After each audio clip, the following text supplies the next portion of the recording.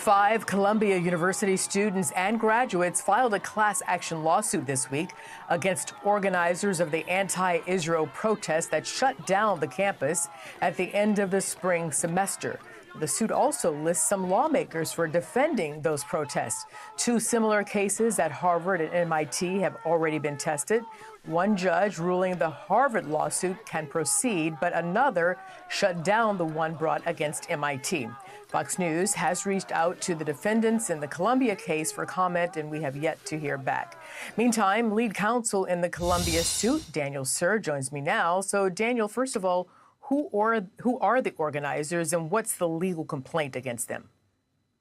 Yeah, this really starts with Students for Justice in Palestine. It's a radicalized organization with networks nationwide. The fact that these happened on campuses across the country at the same time isn't an accident, but really it goes to a larger network of left-wing agitators, of people in Congress, in the unions, that this was a coordinated effort to highlight this issue. But in doing so, they shut down Columbia University. And my clients and tens of thousands of other students paid tuition for an education they didn't receive. That's a result of the illegal acts of these left-wing agitators. And so we're suing to get compensation and hopefully to deter this from happening again in the future. So you said if you win the lawsuit, the students will get compensation. Do we have an idea of what you're suing for? Can you tell us how much? Yeah, this is going to be a tens of millions of dollars in damages here if you think about every student at Columbia, because every student at Columbia paid for a full education. That's not what they got. They paid for a commencement. Every member of the class of 2024 was denied that commencement ceremony because of the security risk and the unsafe environment that was created by these on-campus agitators.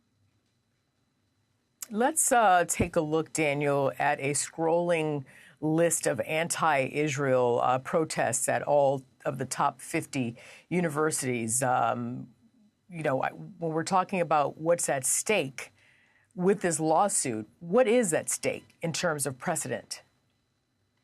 Yeah, this is hugely important, not just for Columbia, but I think for every university across the country.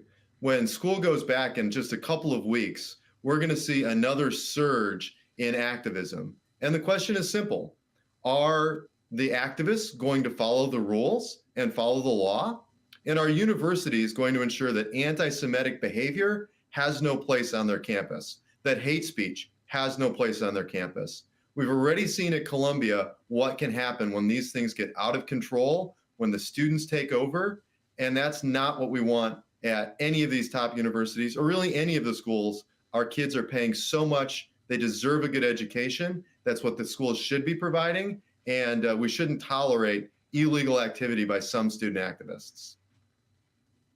Are you working with the universities to keep these agitators off campus? Are you working on that end as well? Yeah, so the universities have a separate legal obligation under a federal law known as Title VI that requires them to ensure that their students have a safe learning environment, that they're not discriminated against based on race or religion. And so I think there are serious concerns from the university side that they need to ensure there's no anti-Semitic behavior or hate speech happening on their campuses. But the real foundation for that is that we shouldn't have student activists breaking the rules, taking over campus, taking over buildings, taking janitors hostage, shutting down schools in the first place. Those are the people that we sued because ultimately they're the ones who broke the rules, they're the ones who broke the law, and they need to be held accountable. And if those students, if you're suing students, they don't have money, would their parents have to pay? Well, I think there is a large nationwide network that is behind these student organizations. We have sued not only the student groups, but the faculty who enabled this, the faculty unions who were the ones out there. You'll remember some the lawmakers visual image as well. And some lawmakers as well. That's right. 3 members of the so-called squad actually showed up on campus, illegally trespassed onto Columbia's campus, and were encouraging the students to continue in their illegal behavior. Well, you can't do that. When you encourage people to break the law, we call that incitement. It's not protected by the First Amendment. And in fact, you can be legally liable, as I think these lawmakers will be, for inciting other people to break the law. You can't do that. The First Amendment doesn't protect that. Incitement is not protected by the First Amendment.